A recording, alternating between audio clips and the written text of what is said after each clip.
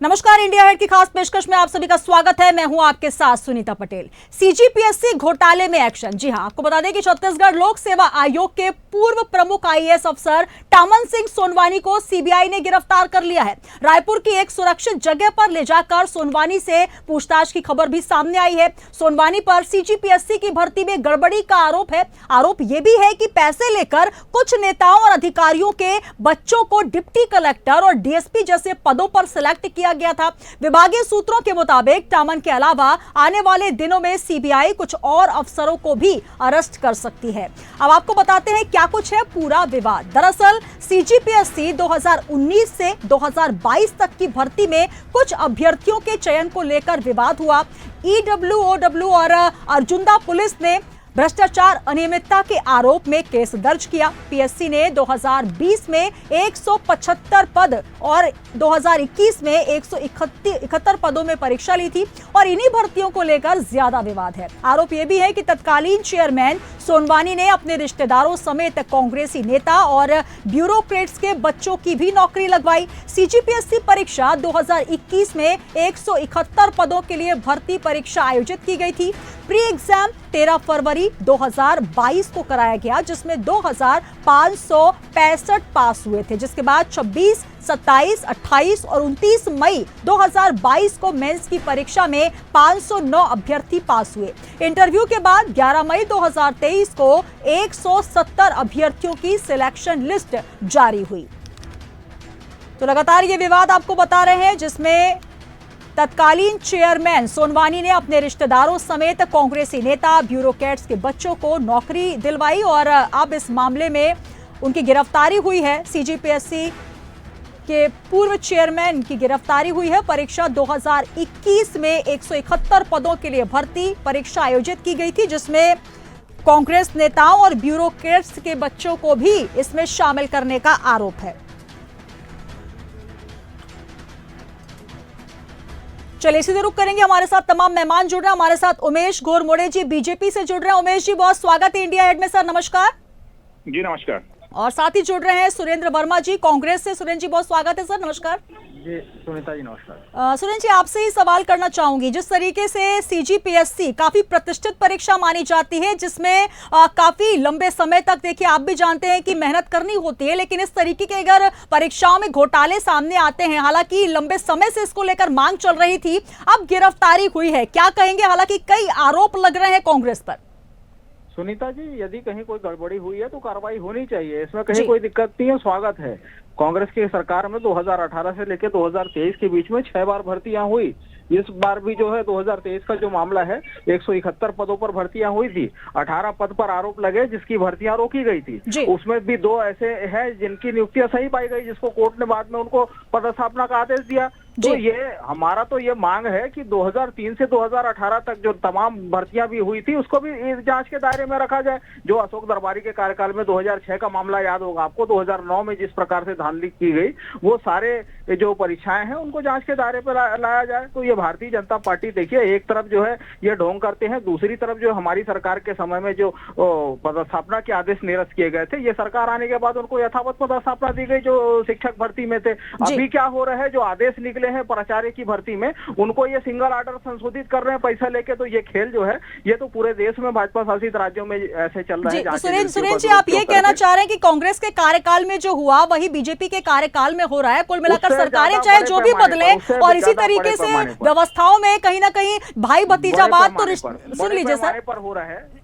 नेताओं पर ये आरोप तो लगते ही है सर, लेकिन कहीं ना कहीं ये पूरे भविष्य के साथ खिलवाड़ किया जा रहा है। सीजीपीएससी यूपीएससी को बाईपास करके केंद्रीय सचिवालय में अपने कारपोरेट मित्रों के कर्मचारियों को कौन भर रहे हैं? वो तो सीधा सीधा युवाओं के जो अधिकार हैं, आईएएस को बन के जाते थे संयुक्त सचिव के पदों पर, लेटरल एंट्री कर रही है मोदी सरकार, उसमें युवाओं का हक नहीं मार रहा है क्या? वहां आरक्षण रोस्टर का कोई पालन नहीं हो रहा है। तो ये सारी चीजों पर रोक लगनी चाहिए, पारदर्शिता होनी चाहिए। निश्चित तौर पर संवैधानिक संस्थाएं हैं, युवाओं का भरोसा होता है, और उसके पहले के भी जो त्रुटिपूर्ण भर्ती है उनको भी जांच के दायरे में लाया जाए। चलिए उमेश जी, क्या कहेंगे? जिस तरीके से हालांकि आरोप प्रत्यारोप लगते हैं, यूपीएससी की बात करें या फिर जिस तरीके से सीजीपीएससी की। जी उमेश जी, अब तक आवाज पहुंच रही है? आपकी आवाज। जी चलिए, हमारे साथ सुरेंद्र वर्मा जी का भी कनेक्शन टूट गया है। जी जी मिल रही है आपकी आवाज। जी हाँ, उमेश जी आपसे सवाल, जिस तरीके से सुरेंद्र जी ने कहा कि क्या सिर्फ कांग्रेस के कार्यकाल में ये घोटाले नहीं हुए, कुल मिलाकर ये कहा जा रहा है कि कांग्रेस के कार्यकाल में हुए, बीजेपी के भी कार्यकाल में हो रहे हैं। हालांकि अब जो तत्कालीन चेयरमैन है सोनवानी, जिनको बीजेपी ने कहा था पहले से ही, और ये मुद्दा लेकर भी बीजेपी आई थी कि जैसे ही बीजेपी की सरकार आती है, कांग्रेस की सरकार बदलती है, सबसे पहले गिरफ्तारी होगी। गिरफ्तारी तो हो गई है सर, लेकिन जिस तरीके से लगातार इस बीच घपले हुए हैं, ब्यूरोक्रेट से लेकर नेताओं के बच्चों से लेकर स्वयं अपने रिश्तेदारों की, यहां पर पूरी एक टीम, पूरी फहरिस्त नजर आ रही है। क्या इसको लेकर अब किस तरीके से कार्रवाई की जाएगी?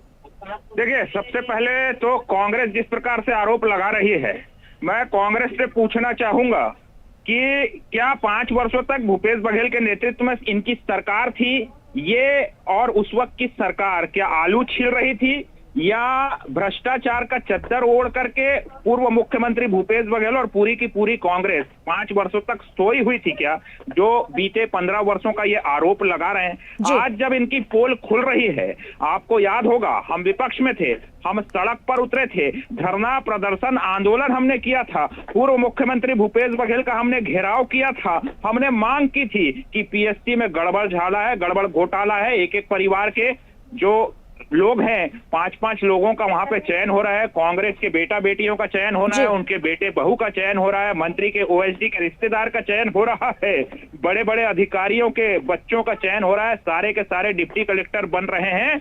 पूर्व मुख्यमंत्री भूपेश बघेल के कानों में जूं नहीं रेंगती थी, और आज जब मोदी की गारंटी पूरी हो रही है, हमने कमिटमेंट किया था चुनाव के दरमियान कि जो छत्तीसगढ़ के युवाओं के सपने को कुचलने का काम हुआ है, जो होनहार युवाओं के भविष्य को रौंदने का काम हुआ है, उसके खिलाफ हम कार्रवाई करेंगे। मोदी की गारंटी का हमने वादा किया था और पीएससी के घोटालेबाजों को नहीं बख्शने का हमने वादा किया था। उसमें आज जब पहली कार्रवाई निकल करके आई है तो ये कांग्रेस के लोग बौखला रहे हैं। यही प्रमाण है कि किस प्रकार से 5 वर्षों तक गड़बड़ घोटाला चढ़ा। युवाओं के बीच में एक नारा बन गया था बीते 5 वर्षों में कि छत्तीसगढ़ में डिप्टी कलेक्टर बनना है, डीएसपी बनना है, बड़ा अधिकारी बनना है तो जेब में 1 करोड़ रुपए होना चाहिए। होनहारों के लिए भूपेश बघेल के राज में कोई सुरेंद्र जी आखिर बौखलाहट क्यों? जी सुरेंद्र जी, एक निष्पक्ष सरकार का वादा भूपेश बघेल ने भी किया था, हालांकि निष्पक्षता नजर नहीं आई जिस तरीके से पूरी लिस्ट निकल कर आई है। क्या कहेंगे आखिर बौखलाहट क्यों? क्योंकि कांग्रेस के भी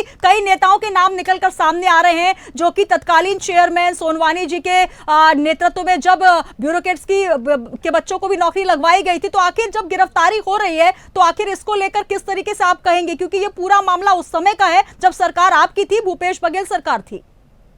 जी बौखलाहट की बात कहां से आ गई? हमने तो स्वागत किया, और ये एक तरफा कार्रवाई जो है चिन्हित करके नहीं होना चाहिए। मैंने क्या कहा पहले भी कि जो 2003 से 2018 के बीच जो युवाओं के हक का गला घोटा गया, वो जांच के दायरे में क्यों नहीं है? वर्तमान में जो प्राचार्यों के पद में जो पदस्थापना आदेश जारी हुआ था, ये पैसे लेके जो सिंगल संशोधित आदेश जारी कर रहे हैं, वो जांच के दायरे में क्यों नहीं आना चाहिए? जो यूपीएससी को बाइकअप पास करके केंद्रीय सचिवालय में लेटरल एंट्री करके अपने कारपोरेट मित्र के कर्मचारियों को भर रहे हैं, आईएएस जो युवा है, जो सपने देख रहे थे, उनको जिस प्रकार से ठगा जा रहा है, वो जांच के दायरे में क्यों नहीं आना चाहिए? आज जो है भारतीय जनता पार्टी के फोकस में पूरी तरह से भ्रष्टाचार है, लगातार जो है यहाँ पर रेत खदाने, भू माफिया, उमेश जी क्या कहेंगे? बिचौलिए।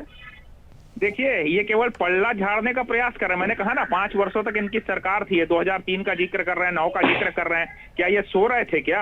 और जो ये आरोप लगा रहे हैं उसमें सवालों में गड़बड़ी, जो सवाल पूछे जाते थे उसमें गड़बड़ी, और वो न्यायालय तक गए थे मामले, न्यायालय से निकल कर न्यायालय में। लेकिन हमारे समय में यही नहीं हुआ कि कांग्रेस की या किसी राजनेता के रिश्तेदार डायरेक्ट डिप्टी कलेक्टर बन गया, या पीएससी से जुड़े हुए अधिकारी के बेटा बहू, उसके साड़ू का रिश्तेदार, तमाम नाते रिश्तेदार डिप्टी कलेक्टर बन जाए, बड़े बड़े अधिकारी डीआईजी के बच्चे जाकर के डिप्टी कलेक्टर बन जाए। ऐसा क्या था भूपेश बघेल के शासनकाल में कि तमाम? उमेश जी आपसे सवाल ये पूछा है कि क्या रमन सरकार में जो भर्तियां हुई हैं उसको लेकर भी लगातार कांग्रेस आरोप लगाए, लेकिन हालांकि कांग्रेस के ऊपर ये भी आरोप है कि आखिर क्यों नहीं उस समय आपने लिस्ट सौंपी, क्यों नहीं आप खड़े हुए? और आपने 5 वर्षों तक सरकार थी ना इनकी, ये क्या कर रहे थे? कार्रवाई करनी चाहिए थी ना, केवल राजनीतिक रूप से आरोप लगा देना और भाग जाना। हमने आरोप लगाया और उस पर आज कार्रवाई भी हो रही है, और यदि कोई गलत पाया जाएगा तो उसको बख्शा नहीं जाएगा, क्योंकि उसने छत्तीसगढ़ के नौजवानों के भविष्य के साथ खिलवाड़ करने का काम किया। कांग्रेस तो केवल आरोप लगाओ भाग जाओ, आरोप लगाओ भाग जाओ। अरे 5 साल तक सरकार थी, नैतिकता थी, आरोप में दम था तो कार्रवाई करते। ये इस प्रकार से पीठ पीछे आरोप लगा करके भागने का काम नहीं करते। ये कथनी और करनी का फर्क है, ये कांग्रेस और भाजपा का फर्क है। इस प्रकार की राजनीति इस प्रदेश में बर्दाश्त नहीं की जाएगी। युवाओं के अधिकार के लिए हम सड़क पर लड़े थे, आज हम सरकार में है, विष्णु के सुशासन में काम हो रहा है, न्याय के लिए काम हो रहा है। ये बात अलग है कि अब होगा न्याय का नारा कांग्रेस ने दिया था और वास्तविकता में धरातल पर न्याय करने का काम विष्णु के सुशासन में हो रहा है। जी सुरेंद्र जी जवाब दीजिए। देखिए सुनीता जी, आज आपने खबर पढ़ी होगी कि दिल्ली में आप में जो मंत्री थे जिसके खिलाफ जो है शराब सप्लाई घोटाले में ईडी ने पूछताछ किया था, उनको बुला के उनके ऊपर कार्रवाई लंबित थी, आज भाजपा में शामिल हो गए। तो ये बताए देश में 2 कानून है क्या? देश का सबसे बड़ा पीडीएफ का घोटाला 36,000 करोड़ का नाम घोटाला हुआ और भाजपा इकलौती ऐसी पार्टी है जो कौन कौन सलाखों के पीछे है, किस चीज पर ईडी की कार्रवाई हो रही है वो याद आ रहा है क्या? बिल्कुल, कहीं ना कहीं आरोप प्रत्यारोप है। देखिए, लेकिन यहाँ पर सुरेंद्र जी सबसे बड़ी बात जो आरोप लग रहे हैं कि कांग्रेस को समय मिला था, रमन सरकार की अगर आप बात कर रहे हैं तो आपने उस कार्यकाल में क्यों नहीं वो उजागर किया, और जिस वादे को लेकर बीजेपी आई वहां पर गिरफ्तारी हुई है। अब देखना होगा इस पूरे मामले में कितनी निष्पक्ष तरीके से जांच हो पाती है। फिलहाल बहुत शुक्रिया उमेश घुरमेड़े जी आपका भी, सुरेंद्र वर्मा जी आपका भी बहुत बहुत धन्यवाद। तो आपको बता दें कि पूरा विवाद 2022 तक की जो भर्ती परीक्षा है उसको लेकर है। पीएससी में 2020 में 175 पदों पर और 2021 में 171 पदों पर परीक्षा ली गई थी, और इन्हीं भर्तियों को लेकर ज्यादा विवाद उपजा, जिसमें तत्कालीन चेयरमैन सोनवानी के साथ साथ अपने रिश्तेदारों समेत कांग्रेसी नेताओं और ब्यूरोक्रेट्स के बच्चों को नौकरी लगवाने का आरोप है। हालांकि कांग्रेस इस पूरे मामले में कह रही है कि हाँ जांच होनी चाहिए, लेकिन जांच बीजेपी के कार्यकाल की भी होनी चाहिए, जिस कार्यकाल में फर्जी घोटाले हुए हैं और फर्जी भर्तियां हुई हैं। तो लगातार एक बड़ा आंकड़ा है जो इस पूरे मामले में सामने आ रहा है। छत्तीसगढ़ लोक सेवा आयोग की भर्ती का मामला अब सुप्रीम कोर्ट तक पहुंच चुका है, और इस पूरे मामले में जो सुनवाई होनी है उसके बाद आपको बता दें कि अब गिरफ्तारी हुई है और सीजीपीएससी मामले में छत्तीसगढ़ लोक सेवा आयोग में टामन सोनवानी से पूछताछ की जाएगी।